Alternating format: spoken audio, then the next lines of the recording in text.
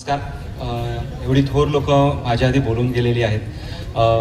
माझी खरं पात्रता नाही इथे बोलण्याची, पण अखिल भारतीय मराठी नाट्य परिषद तळेगाव दाभाडे शाखा यांनी हा जो पुरस्कार मला दिलेला आहे त्यासाठी मी खूप ऋणी आहे आणि मी खूप आनंदी आहे. आणि त्यात शिवाजी साटम सर यांच्या हस्ते हा पुरस्कार मला देण्यात आला.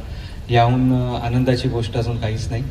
आणि तुमचं प्रेम हे अजून प्रोत्साहन देतं, अजून रिस्पॉन्सिबल बनवतं. ॲज अन ॲक्टर म्हणून आम्ही अजून कसे तुम्हाला हसवत राहू याची प्रेरणाही आम्हाला देतं.